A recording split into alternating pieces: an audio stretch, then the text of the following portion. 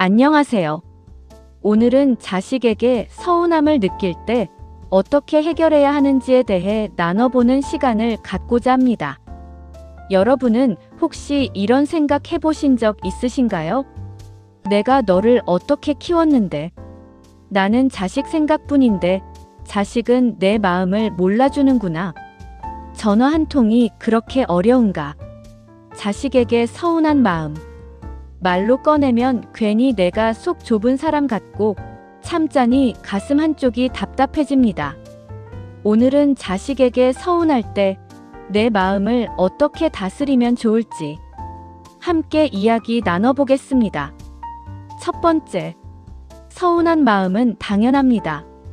자식에게 서운한 마음이 드는 건 부끄러운 일이 아닙니다. 그만큼 사랑했기 때문입니다. 그만큼 기대했기 때문입니다.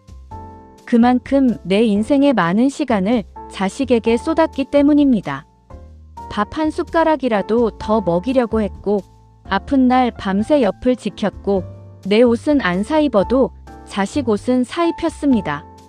그런데 자식이 무심하게 말하거나 전화도 자주 안 하고 명절이나 생일도 대충 지나가면 마음이 서운한 건 너무나 자연스러운 일입니다. 두 번째, 자식도 자기 삶이 버거울 수 있습니다. 하지만 한 가지는 생각해 볼 필요가 있습니다. 자식이 나를 싫어해서가 아니라 자식도 자기 삶이 버거워서 그럴 수 있다는 겁니다. 직장 문제, 돈 문제, 아이 키우는 문제, 부부 문제.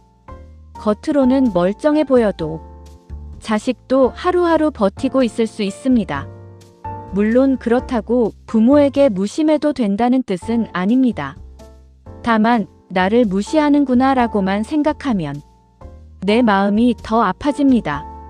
저 아이도 사는 게 힘든가 보다. 이렇게 생각하면 서운함이 조금은 누그러질 수 있습니다. 세 번째, 기대를 조금 내려놓아야 내가 편해집니다. 부모 마음은 늘 이렇습니다. 내가 말 안 해도 알아줬으면, 내 생일쯤은 먼저 챙겨줬으면, 가끔은 먼저 전화해줬으면. 그런데 자식은 생각보다 부모 마음을 잘 모릅니다. 알면서도 표현이 서툴 수 있습니다. 그래서 기대가 크면 클수록 상처도 커집니다. 자식에게 기대를 완전히 버리라는 말이 아닙니다. 다만 내 하루의 행복을 자식의 전화 한 통에만 걸어두지는 말자는 겁니다. 자식이 전화하면 고맙고, 안 하면 내가 먼저 할 수도 있고, 그래도 안 되면 오늘은 내 시간을 잘 보내면 됩니다. 내 행복의 주인을 자식에게만 맡기지 마세요. 네 번째, 서운함을 참기만 하면 병이 됩니다. 많은 어머니들이 이렇게 말씀하십니다. 괜히 말하면 애들 부담 줄까봐, 말해봤자 싸움만 날까봐, 나이 먹고 구질구질해 보일까봐. 그래서 참고 또 참습니다. 그런데 참은 마음은 사라지지 않습니다. 가슴에 쌓이고 말투에 묻어나고 나중에는 눈물로 터집니다. 서운한 마음은 조용히, 짧게, 부드럽게 말하는 게 좋습니다. 예를 들면 이렇게요. 엄마가 요즘 내 전화 기다릴 때가 있어. 바쁜 건 아는데 가끔 목소리 들으면 힘이 나. 자주 못 와도 괜찮으니 안부만 한 번씩 전해줘. 중요한 건 비난하지 않는 겁니다. 너는 왜 그렇게 무심하니? 내가 너를 어떻게 키웠는데? 이렇게 말하면 자식은 방어부터 합니다. 하지만 내 마음을 차분히 말하면 자식도 조금은 알아들을 수 있습니다. 다섯 번째, 자식 인생과 내 인생을 분리해야 합니다. 자식이 잘 되면 기쁘고 자식이 힘들면 내 마음도 무너집니다. 그게 부모 마음입니다. 하지만 어느 순간부터는 자식 인생은 자식 인생이고 내 인생은 내 인생이라는 걸 받아들여야 합니다. 자식이 결혼을 하든 안 하든, 돈을 잘 벌든 못 벌든, 자주 오든 못 오든 그 모든 것을 내가 다 책임질 수는 없습니다. 이제는 자식 걱정만 하며 살기보다 내 몸, 내 마음, 내 하루를 먼저 챙겨야 합니다. 내가 건강해야 자식에게도 부담이 덜 됩니다. 내가 즐겁게 살아야 자식도 마음이 편합니다.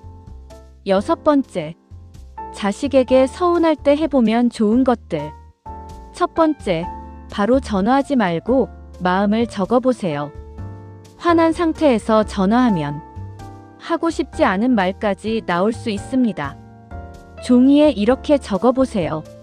나는 왜 서운했나? 내가 진짜 바라는 건 무엇인가? 자식에게 어떤 말을 듣고 싶었나? 적다 보면 마음이 조금 정리됩니다. 두 번째, 내 일정을 만드세요. 운동, 산책, 친구 만나기, 복지관 프로그램, 취미생활. 하루가 자식 생각으로만 채워지면 서운함이 더 커집니다. 세 번째, 먼저 짧게 연락해보세요. 밥은 먹었니? 오늘 날씨 춥다. 감기 조심해. 엄마는 잘 지내고 있어.